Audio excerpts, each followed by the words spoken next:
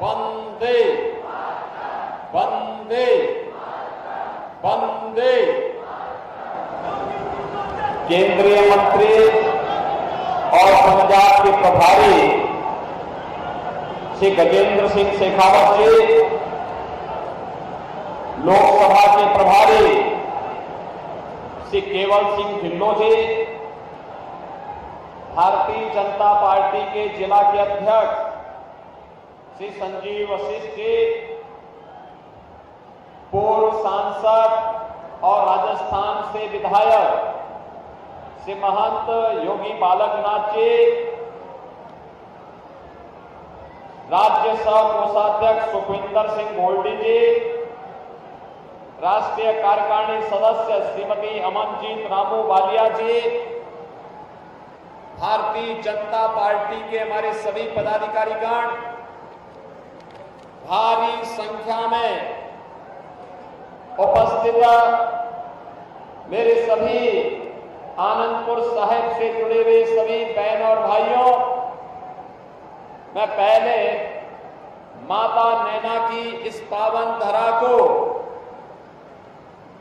गुरु तेग बहादुर जी महाराज जो सनातन की ढाल थे,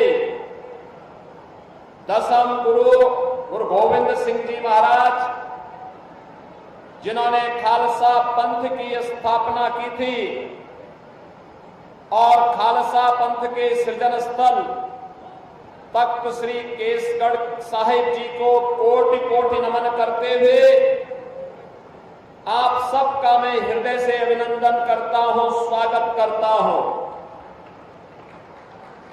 बहनों और भाइयों, इसी धरा से गुरु गोविंद सिंह जी महाराज ने शंखनाद किया था कि सकल जगत में खालसा पंथ गाजे, जगे धर्म हिंदू तुरक धुंध भाजे। बहनों और भाइयों, यह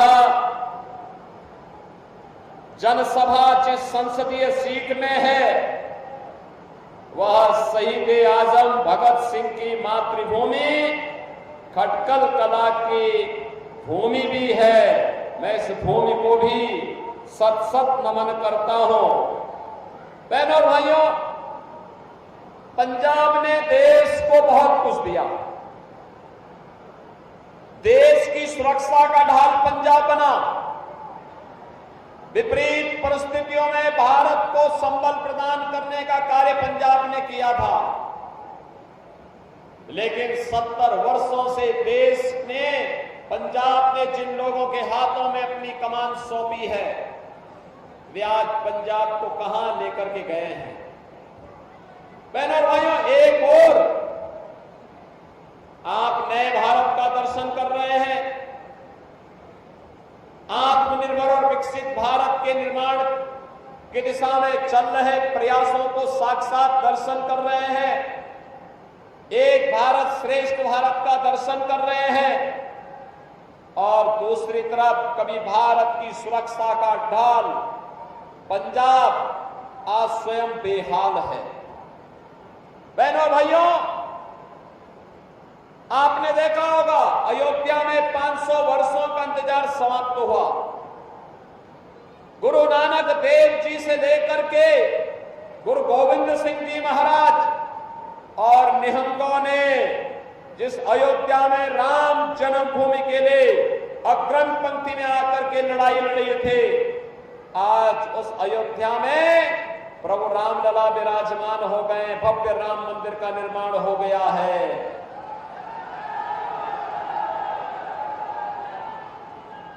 अयोध्या में राम मंदिर निर्माण होने के उपरांत बहनों और भाइयों, गुरु गोविंद सिंह जी महाराज ने तो राम अवतार पर ही पूरा एक सर्ग लिखा था। भगवान राम के प्रति कितनी आस्था थी, यह शब्दों में व्यक्त नहीं किया जा सकता। एक तरफ भारतीय जनता पार्टी मोदी जी के नेतृत्व में विरासत को सम्मान दे रही है, भारत का सम्मान दुनिया के अंदर बढ़ा रही है। भारत की सुरक्षा व्यवस्था को मजबूती प्रदान कर रही है। आज आप देख रहे होंगे दुनिया में कहीं कोई संकट आता है तो दुनिया भारत की ओर देखती है, मोदी जी की ओर देखती है। बहनों और भाइयों, याद करिए कांग्रेस की सरकार के समय जब सीमाओं से घुसपैठ होती थी, सीमाएं सुरक्षित नहीं थी,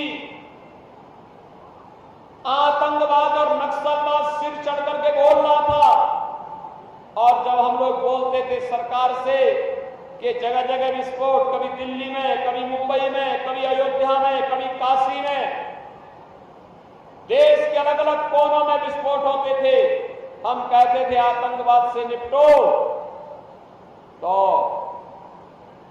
कांग्रेस नेतृत्व की सरकार कहती थी कि आतंकवाद तो सीमा पार से है। बहनों और भाइयों, सीमा पार के आतंकवाद के सामने घुटना टेकने वाली कांग्रेस नेतृत्व की सरकार आज उसको जनता जनार्दन के सामने जाने का कोई अधिकार नहीं है। आपने देखा होगा मोदी जी के नेतृत्व में 10 वर्षों में आतंकवाद समाप्त हुआ।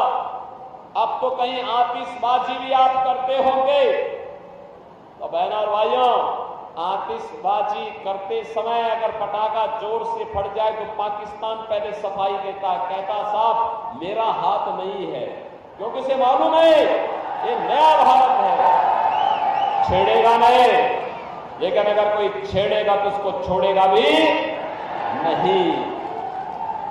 आज वो भयभीत है, भारत की ताकत से घबराया हुआ है, और इसलिए यूएन में जाके कहता है साहब भारत तो अब पाकिस्तान के अंदर घुस करके मार रहा है, हमारी जान बचाओ।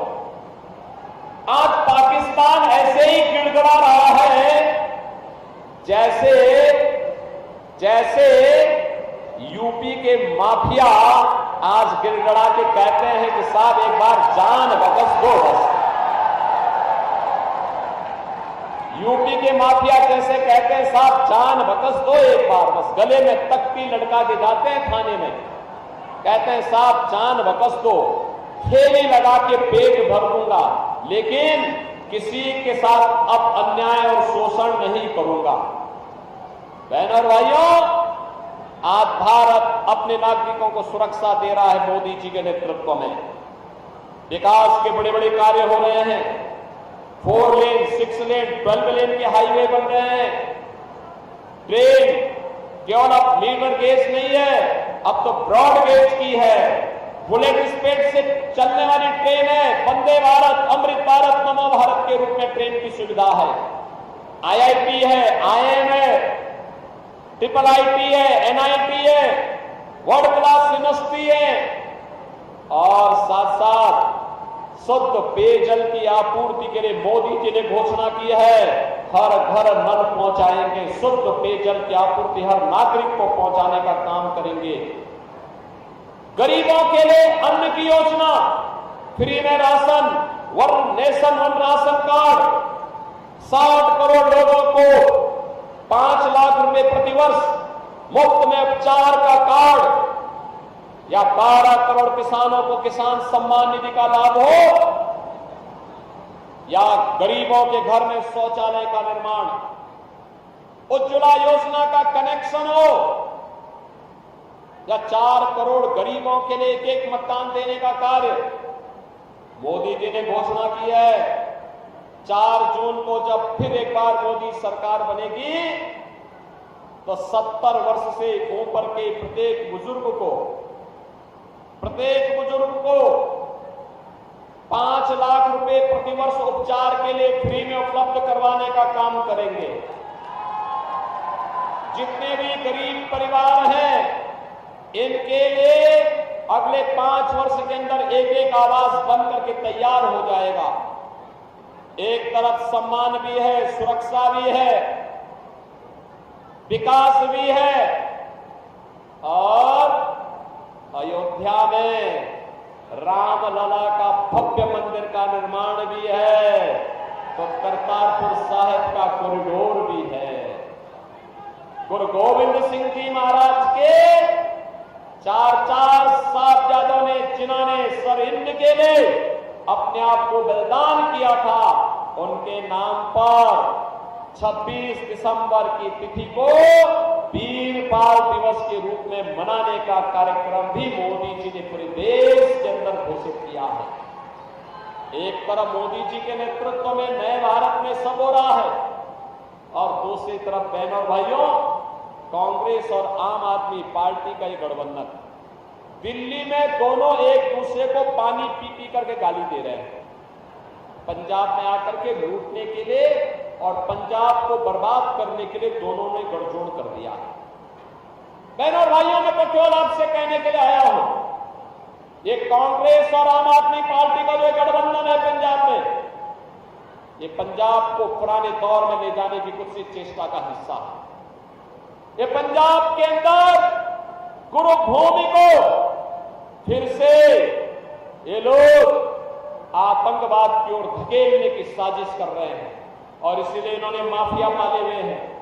कहीं माइनिंग माफिया, कहीं सैंड माफिया, कहीं भू माफिया, कहीं कैटल माफिया, कहीं ड्रग माफिया।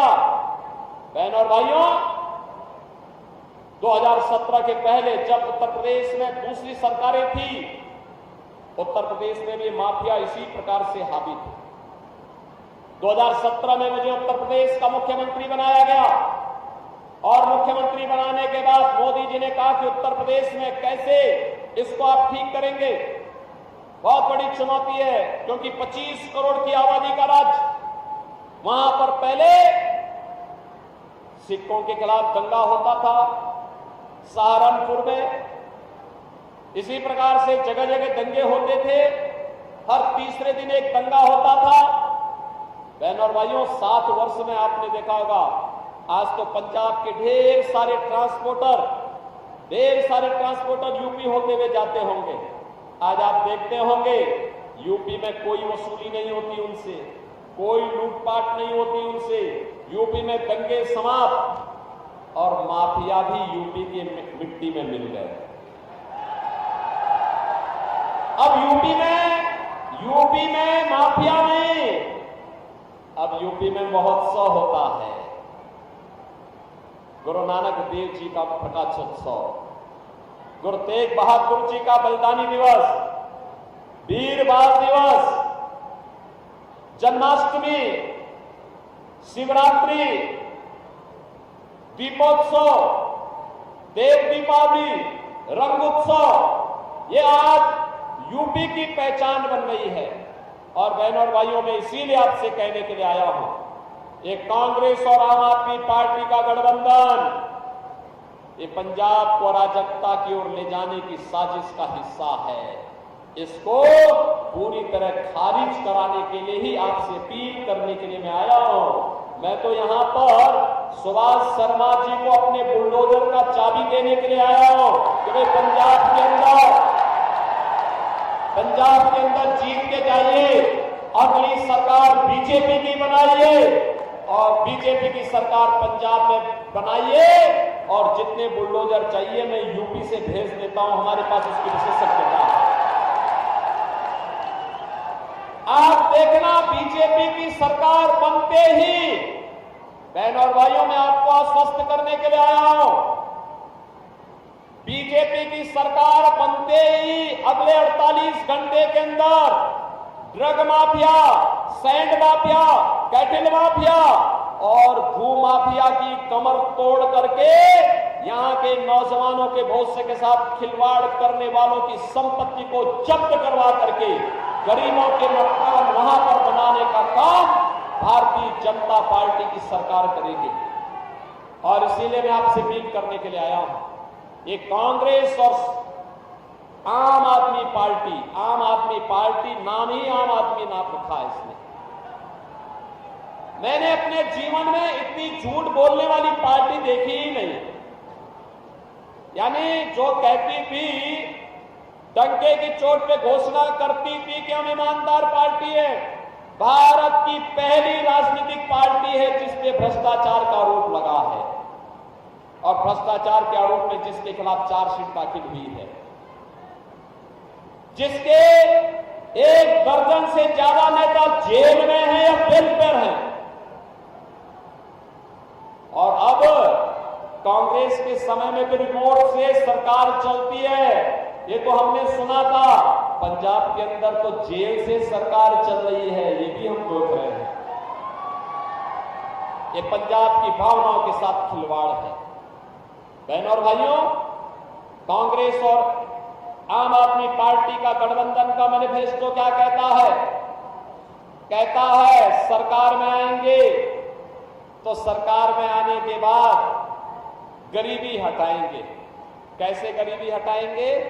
तो उन्होंने कहा कि सभी की संपत्ति का सर्वे करवाएंगे और सर्वे करा करके उनके फादर, ग्रैंडफादर, उनकी मदर, उनकी ग्रैंडमदर ने जो संपत्ति उनको दी है, उस संपत्ति में से आधा हिस्सा विरासत टैक्स के रूप में लेकर के और फिर पाकिस्तान, अफगानिस्तान और बांग्लादेश और रोहिंग्या घुसपैठियों को बांट देंगे। बहनों और भाइयों, क्या आप अपनी संपत्ति में से इनको इस प्रकार से डकैती डालने की छूट देंगे? क्या इस प्रकार की डकैती डालने की छूट देगा क्या हमारा पंजाब? बहनों और भाइयों, ये विरासत टैक्स नहीं, ये औरंगजेब का जजिया कर है, जजिया कर। औरंगजेब मुगलों का सबसे क्रूर बादशाह हुआ था। कोई मुसलमान भी अपने पुत्र का नाम औरंगजेब नहीं रखता है, क्योंकि औरंगजेब ने पहले अपने भाई की हत्या की, फिर अपने बाप को जेल में बंद कर दिया था। और उसका बाप शाहजहां लिखता है कि कमबख्त औरंगजेब, तो जैसा दुष्ट पुत्र किसी को पैदा न हो, तो जीते जी मुझे एक एक बूंद पानी के लिए तरसाया है, और तुझसे अच्छे तो यह हिंदू है जो जीते जी अपने बड़े बुजुर्गों का सम्मान करता है और मरने के बाद वर्ष में एक बार श्राद्ध और तर्पण करके पितरों को तर्पण दे करके जल देने का काम करता है। औरंगजेब ने हिंदू और सिखों पर एक कर लगाया था, इसका नाम था जजिया कर। वह कहता था या तो कर दो, टैक्स दो, और नहीं तो मुसलमान बनो। बहनों और भाइयों, औरंगजेब को जवाब दिया था गुरु तेग बहादुर जी महाराज ने, जिन्होंने सनातन की ढाल बन करके औरंगजेब को जवाब दिया था और बलिदान हो गए थे। ये पंजाब की धरती इन क्रूर मुगलों का आतंक रोकने के लिए पूरी प्रयास की थी, पूरी कोशिश की थी और इनको विफल भी किया था। और आज औरंगजेब की आत्मा एक कांग्रेस और आम आदमी पार्टी के मैनिफेस्टो के माध्यम से घुस गई है। और इसीलिए मैं आपसे कहने के लिए आया हूं कि बहनों और भाइयों, हमें औरंगजेब को दोबारा जीवित नहीं होने देना है। औरंगजेब को क्या जीवित होने देंगे? क्या कतई नहीं जीवित होने देना है। और इसीलिए मैं आपके पास आया हूं आपसे कहने के लिए, भारतीय जनता पार्टी आपके पास आई आपसे कहने के लिए, देश की जो आवाज है। अभी मैं हिमाचल प्रदेश से आ रहा हूं। बहनों और भाइयों, पूरे चुनाव में मुझे 15 राज्यों में जाने का अवसर प्राप्त हुआ। उत्तर, दक्षिण, पूरब, पश्चिम, पूरे देश के अंदर जहां कहीं भी हम लोग गए, एक ही आवाज है, एक ही नारा है, एक ही स्वर गूंज रहा है, और वह स्वर है कि फिर एक बार, फिर एक बार, और अब की बार 400 पार के नारे से आम आदमी पार्टी को तो चक्कर आने लगता है, क्योंकि ये 400 सीटों पे लड़ी नहीं सकती है। वह पूछती है 400 सीट कैसे? तो जनता जनार्दन कहती है जो राम को लाए हैं